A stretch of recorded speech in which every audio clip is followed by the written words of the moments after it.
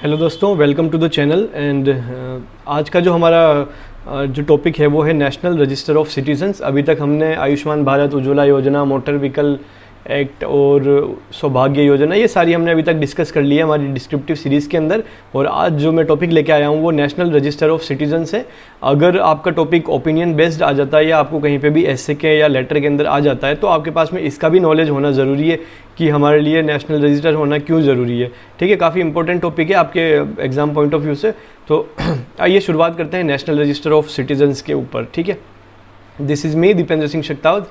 These are my scores of last 3 years SSC CGL and these are my 2 videos on YouTube। एक के अंदर मैंने इसमें strategy discuss की है, इसके अंदर मैंने अपने इंपॉर्टेंट टॉपिक्स जो मैं अभी आपकी डिस्क्रिप्टिव सीरीज़ चला रहा हूँ उसके सारे टॉपिक्स मैंने इसके अंदर डिस्कस कर रखे हैं। और आप अलग से भी मेरे सारे टॉपिक्स देखिए, आपको काफ़ी फ़ायदा मिलेगा। बहुत ही अच्छा कंटेंट है, ऐसा कंटेंट अभी तक यूट्यूब पे किसी ने भी और टीचर ने नहीं दिया है। ठीक है, शुरुआत करते हैं। कुछ इंपॉर्टेंट पॉइंट्स मैं बताना चाहूँगा। मेरा जो जितना भी कंटेंट होता है वो थोड़ा मैं एक्सेस में लेता हूँ, क्योंकि हम जब एग्ज़ाम में जाते हैं तो हमारे दिमाग में जितना याद करके जाते हैं उतना तो याद वहाँ आता नहीं है। तो उसका होता है ना 60% 70% ही याद रहता है। तो आपको फ़ायदा मिलेगा इस चीज़ का, ज़्यादा कंटेंट होने का, आपके पास ज़्यादा अपॉर्चुनिटी होगी अच्छे से लिखने की। ठीक है, आप अपने एसेस को इन्फॉर्मेटिव बनाइए, इंप्रेसिव बनाइए। इन्फॉर्मेटिव के लिए आप उसके अंदर फैक्ट्स ऐड कीजिए, इंप्रेसिव के लिए अपनी राइटिंग स्किल्स के ऊपर वर्क कीजिए और कम से कम आप सिंसियरली हार्डवर्क तो कीजिए कि आपके 70 मार्क्स आएंगे। ठीक है, तो मार्क्स आ सकते हैं, कोई बड़ी बात नहीं है। ठीक है, थोड़ा बहुत लक बेस्ड होता है, लेकिन आपको अपनी तैयारी पूरी करनी चाहिए। आपको तैयारी इस हिसाब से करनी चाहिए कि आपका कैसा भी टॉपिक आ जाए वो आपका टॉपिक आप अच्छे से लिख लोगे। ठीक है, चाहे वो आपका पढ़ा हुआ हो या अननोन टॉपिक हो, है ना, तैयारी इस हिसाब से हो। शुरुआत करते हैं आज के टॉपिक की। तो आज का टॉपिक है नेशनल रजिस्टर ऑफ सिटीजन्स। दोस्तों, ये एक डॉक्यूमेंट होता है जो बताता है कि इस कंट्री में रहने वाले कौन से सिटीजन्स लीगल है और कौन से इलीगल है, ताकि जो हमारे इलीगल जो इमिग्रेंट्स होते हैं उनको हम आइडेंटिफाई कर सकें और उनको उनकी कंट्री में दोबारा से भेज सकें। दोस्तों, ये जो रजिस्टर एनआरसी होना उतना ही ज़रूरी है जैसे कि आपका घर है। आपके घर में आपको पता ही नहीं है कि कितने मेंबर्स रह रहे हैं, कितना खाना खा रहे हैं, कितना क्या क्या चल रहा है, और आप बस कमाए जा रहे हो। होता ना, आपका कोई मैनेजमेंट नहीं बैठ पाएगा। तो आपको कम से कम पता होना चाहिए कि मेरे पास इतने आदमी हैं, मुझे इस हिसाब से अपना कमाई करनी है और इस हिसाब से मुझे अपने घर को चलाना है। तो वैसे ही जब देश चलाने की बात आती है तब भी यही चीज़ें आती है कि आपको एटलीस्ट ये तो क्लियर हो कि आपके मेंबर्स कौन से हैं और दूसरे मेंबर्स कौन से। पता चला दूसरों के लोगों को आप पाल रहे हो यहाँ पे, है ना। तो इसलिए एनआरसी बहुत ज़रूरी है। ठीक है, इवन पाकिस्तान जैसी एक थर्ड क्लास कंट्री के अंदर भी एनआरसी है, और वर्ल्ड की टॉप जो कंट्री है यूएस है, जिसके अंदर भी एनआरसी है। ठीक है, वहाँ पे भी सिटीजन्स का रजिस्टर रखा जाता है और उनका डाटा रखा जाता है। इवन पूरी वर्ल्ड में जितनी भी ऑलमोस्ट सारी कंट्रीज़ है, उस हर एक कंट्री के अंदर उनके सिटीजन्स का डेटा है, सिर्फ इंडिया को छोड़ के। ठीक है, तो हम बात करते हैं पहले कुछ बैकग्राउंड की। ठीक है दोस्तों, ये जो 1951 का एक सेंसस हुआ था, उस टाइम पे आसाम अभी भी एक बॉर्डरिंग स्टेट है। यहाँ पे इमिग्रेंट की बहुत ज़्यादा इलीगल इमिग्रेंट्स की बहुत ज़्यादा प्रॉब्लम होती थी। तो 1951 का जो सेंसस हुआ था उससे एक जितने भी होते हैं ना लीगल इलीगल होते हैं उनका एक डाटा क्रिएट किया गया था। ठीक है, लेकिन वो डाटा उसके बाद में दोबारा कभी अपडेट नहीं किया गया। उसी डाटा के आधार पर वहाँ पे अभी तक सारे काम होते जा रहे थे। ठीक है, आज 1951 से आज हम 2000 अभी तो खैर 2020 चल रहा है, लेकिन 2013 के अंदर सुप्रीम कोर्ट ने डायरेक्ट किया गया था कि दोबारा से असम के अंदर अपडेट किया जाए एनआरसी को और नए सिरे से शुरुआत की जाए। ठीक है, तो 2013 के डायरेक्शन के बाद में 2019 के अंदर सेंट्रल गवर्नमेंट ने एनआरसी की प्रोसेस असम के अंदर कंप्लीट करी। ठीक है, और उसके अंदर एक बहुत शॉकिंग फिगर सामने आया कि जब हम बड़े लेवल पर काम करते हैं, लगभग 3 करोड़ प्लस की आबादी आपको वहाँ पे आसाम के अंदर थी, उसमें से 19 लाख लोगों का जो नाम था वो उस एनआरसी लिस्ट में नहीं आया। ठीक है, ये बहुत बड़ा नंबर है, लेकिन कहीं ना कहीं एरर्स होते ही हैं, प्रॉब्लम्स काफ़ी सारी होती है। हम जब कुछ अच्छा करते हैं तो उसके साथ में चैलेंजेस ज़रूर एसोसिएटेड होते हैं। तो ये 19 लाख लोग ऐसे थे, इनके अंदर बहुत सारे जो लोग थे वो जेन्युइन थे, लीगल थे, लेकिन उनका फिर भी नाम नहीं आया, तो उनको काफ़ी परेशानी झेलनी पड़ी इस चीज़ को लेके। ठीक है, और 2019 का जो बीजेपी का मैनिफेस्टो एजेंडा जो आया था उसके अंदर बीजेपी ने प्रॉमिस किया था कि अगर वो पावर में आती तो वो पैन इंडिया एनआरसी को ज़रूर लागू करेगी, और उन्होंने वादा किया था कि इस चीज़ को देश के हित में हम आगे बढ़ाएंगे। ठीक है, तो थोड़ा आगे बढ़ते हैं। अब देखते हैं कि इस जो एनआरसी होने वाली एक्चुअल में इसके जो कंपोनेंट्स वो क्या हैं। ठीक है, ये एनआरसी पूरे इंडिया के अंदर होगी, पैन इंडिया होगी। ठीक है, और ये 2021 का जो सेंसस है उसके साथ में पैरेलली चलेगा।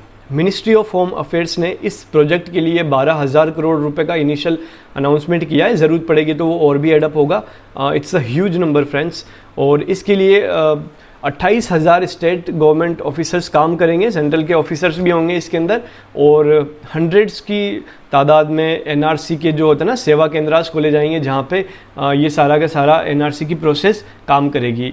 ठीक है, अब जितने भी लोगों का नाम आ गया वो तो वेल एंड गुड है लिस्ट में, जिनका नहीं आया उनके लिए क्या, तो वो उनको बोलेंगे डिसफ्रेंचाइज्ड पर्सन, और उनको डिटेंशन कैंप्स के अंदर रखा जाएगा कुछ दिनों के लिए, जब तक कि उनकी आइडेंटिटी पूरी तरह से प्रूफ नहीं हो जाती कि ये लीगल पर्सन है और इंडिया का सिटीज़न है। ठीक है दोस्तों, ये सिर्फ सुनने में और देखने में बहुत छोटा सी बात है, लेकिन इसके पीछे एक पूरा मैकेनिज़्म काम कर रहा है जो पूरा इंश्योर करेगा कि हर एक चीज़, हर एक होता है ना, स्मूथली वर्क करे, किसी को परेशानी ना आए। लेकिन हम कोई यूथोपिया में नहीं जी रहे हैं।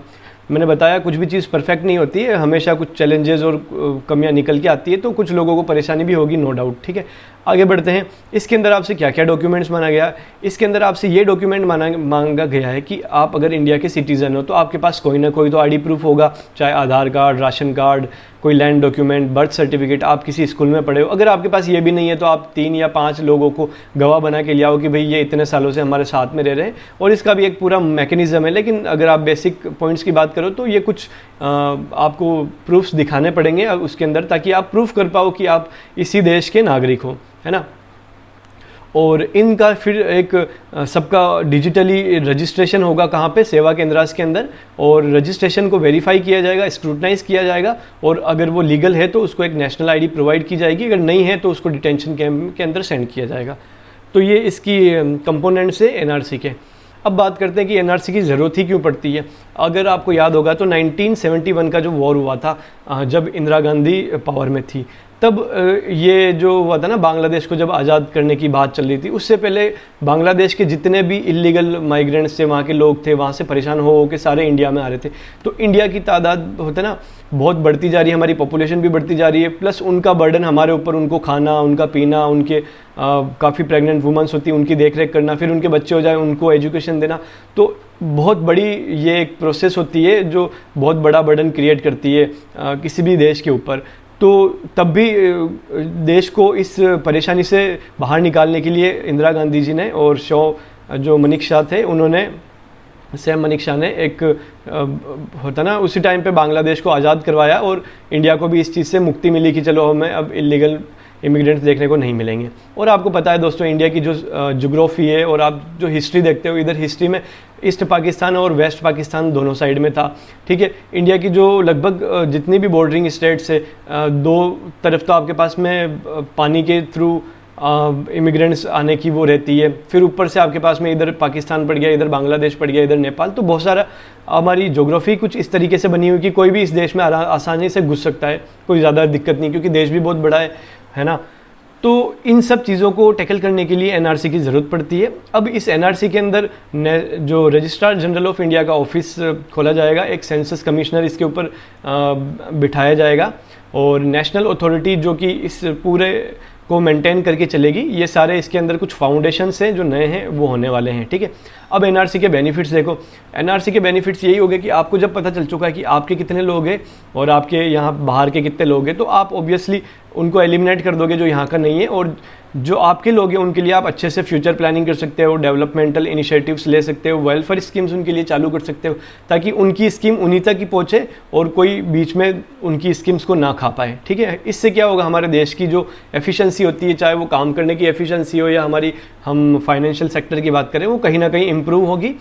देश के अंदर जितने भी इलीगल ये इमिग्रेंट्स आते हैं, इनको जॉब तो मिलती नहीं है, ये छुप छुप के रहते हैं, तो कहीं ना कहीं अपना ये गुजारा करने के लिए स्मगलिंग करते हैं, इलीगल ट्रेडिंग करते हैं, टेररिज्म को बढ़ावा देते हैं, क्राइम, वायलेंस, ये सब कुछ बढ़ता है। तो हमको देश को थोड़ी इससे शांति भी मिलेगी, थोड़ा पीसफुल भी बनेगा हमारा देश, और हमारी जो इकोनॉमी होगी उसको स्मूथनेस मिलेगी चलने के लिए, क्योंकि जिनके लिए जो बेनिफिट्स बने हैं वो बेनिफिट्स उन तक ही पहुँचेंगे तो फ़ायदा रहेगा।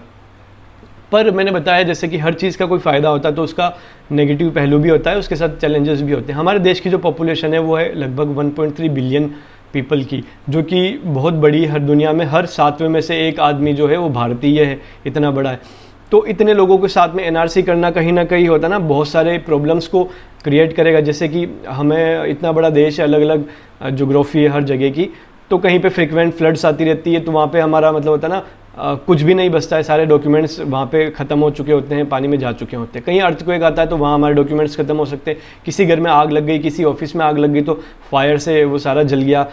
बहुत सारे लोग जो होते हैं माइग्रेशन कर जाते हैं एक स्टेट से दूसरी स्टेट, क्योंकि वहाँ पे उनको खाने के बहुत प्रॉब्लम्स होने लग जाती है। तो वो अपने गरीब और इलिटरेट लोग हैं, उनको क्या पता कि ये क्या होता है एनआरसी वगैरह, डॉक्यूमेंट्स कितने ज़रूरी होते हैं, ठीक है। तो ये सारी प्रॉब्लम्स है। कोई हो सकता है इंटेंशनली किसी का डॉक्यूमेंट्स चुरा ले कि सामने वाले को परेशानी हो जाए, किसी का डॉक्यूमेंट लॉस्ट हो सकता है। ये सारे फैक्टर्स हैं जो गवर्नमेंट को अपने माइंड में रखना चाहिए कि ऐसा होता है, ये बिल्कुल जेन्युइन इश्यूज़ हैं, रियल वर्ल्ड इश्यूज़ है, रियल टाइम इश्यूज़ है, ठीक है। अब सबसे इंपॉर्टेंट चीज़ आती है कि जितने भी ये एनआरसी होने वाला, कहीं ना कहीं इसके अंदर करप्शन भी होगा, और जो गवर्नमेंट ऑफिसर्स होंगे उनके पास पावर होगी तो वो लोगों को हैरास भी करेंगे। तो उसका भी एक कोई रिजिड मैकेनिज्म होना चाहिए कि इस चीज़ को आराम से टैकल किया जा सके, ठीक है। अब जो डॉक्यूमेंट्स है, इतने सारे डॉक्यूमेंट हो जाते हैं, किसी के पास आधार कार्ड है, voter ID, ration card, driving licence, PAN card, और होता है ना इतने सारे डुप्लीकेट, मतलब इतनी सारी मल्टीप्लिसिटी हो जाती है कि लोगों को कन्फ्यूजन हो जाती है, जो गरीब लोग होते हैं, कि कौन सा कहाँ डॉक्यूमेंट पड़ा हुआ है और कौन सा गुम चुका है, कौन सा नहीं है। तो ये भी एक अपने आप में प्रॉब्लम है। तो गवर्नमेंट को वन नेशन वन कार्ड के ऊपर भी बढ़ावा देना चाहिए और उसको भी इम्प्लीमेंट करना चाहिए। जब भी आप देखोगे तो एनआरसी होगा तो लॉन्ग क्यूज़ बनेगी, बहुत लंबी लंबी लाइनें लगेगी, और ये सबसे ज़्यादा परेशान किसको करेगी? जो डेली वेज वर्क लेबरर्स होते हैं, जो अपन का आज कमाते हैं और आज ही खाते हैं, कल का उनको पता नहीं होता है। तो अगर वो आज कमा ही नहीं पाएंगे, पूरे दिन भर लाइन में खड़े रहेंगे, तो वो खाएंगे क्या शाम को? तो ये उनके लिए बहुत बड़ी प्रॉब्लम होगी, और इनकी जो नंबर है वो काफ़ी ह्यूज है, बहुत परेशान होने वाला है। दोस्तों कहीं ना कहीं ये जो एनआरसी है, अगर आप रियल वर्ल्ड में देखते हो तो कहीं ना कहीं इसको कम्युनल एंगल भी काफ़ी मिला था। जैसे सीएए का प्रोटेस्ट हुआ था, एनआरसी के लिए प्रोटेस्ट हुआ था, तो ये भी कहीं ना कहीं हमारे लिए नुकसानदायक है। अगर इसमें किसी एक आदमी की भी जान जाती तो वो हमारे लिए बड़ी शर्म की बात है, ठीक है। तो ये कुछ चैलेंजेस है जो हमें ओवरकम करने पड़ेंगे विद टाइम, बट हम हमेशा ग्रेटर गोल्स की तरफ बढ़ते हैं कि हमारा ज़्यादा फ़ायदा कहाँ है, ठीक है। तो इसको कंक्लूड करते हैं। Register of all Indian citizen जो आपका ये है, इसको द सिटीजनशिप एक्ट 1955 था, उसके अंदर मैंडेटेड किया गया था कि हमारे देश के अंदर एक नेशनल रजिस्टर ज़रूर होना चाहिए, जिसके अंदर हमारे देश को पता हो कि कितने लोग हमारे हैं, कितने बाहर के हैं। ये जो एनआरसी की प्रोसेस है टेम्पररी बहुत पेन देगी, जैसे कि डिमोनेटाइजेशन ने दिया था, लेकिन आने वाले टाइम में ये कहीं ना कहीं हमारी इंक्लूसिव ग्रोथ को बढ़ावा देगी, क्योंकि आज सबसे बड़ी हमारे देश के सामने प्रॉब्लम ही हमारी पॉपुलेशन बनी हुई है। तो अगर हम उसको कंट्रोल करना चाहते हैं तो उससे पहले हमें हमारे इलीगल मेंबर्स जो हैं यहाँ पे उनको भी निकालना पड़ेगा, वरना वो भी अपनी पॉपुलेशन को होता है ना वर्चुअल पॉपुलेशन वो लेके आगे बढ़े जा रहे हैं, हमें पता ही नहीं है वो कितनी पॉपुलेशन हो चुकी है, ठीक है। इसके साथ मैंने बताया था चैलेंजेस हर चीज़ के साथ में एसोसिएटेड होते हैं, क्योंकि हम यूथोपिया में नहीं जी रहे हैं, वर्ल्ड में कुछ भी परफेक्ट फॉर्म में नहीं होता। हम परफेक्ट बनाने के लिए अपने कदम उठाते हैं और अपना कार्य करते हैं, ठीक है। और गवर्नमेंट को मैंने बताया कि एक सिंगल कार्ड के लिए एक बढ़ावा देना चाहिए, और इसके लिए भी इनको एक मैकेनिज्म लाना चाहिए, ताकि लोगों की ये जो होते हैं मल्टीप्लिसिटी ये कम पड़ जाए।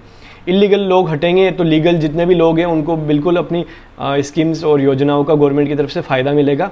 तो दोस्तों ये था हमारा आज का एनआरसी का नेशनल रजिस्टर ऑफ सिटीजन्स का ऐसे। आप कंटेंट को चूज़ कीजिए, इसको अरेंज कीजिए, और अगर आपको कुछ मिस लगता है तो आप उसको अपने अंदर ऐड कीजिए, कुछ सजेशन आप भी अपनी तरफ से ऐड कीजिए, उसके अंदर क्रिएटिविटी दिखाइए। तो थैंक यू वेरी मच दोस्तों। Do not forget to like, share and subscribe this channel, और बाकी के जो जितने भी वीडियोज़ हैं आप उनको भी देखिए, आपको बहुत फ़ायदा मिलेगा इन चीज़ से, ठीक है दोस्तों।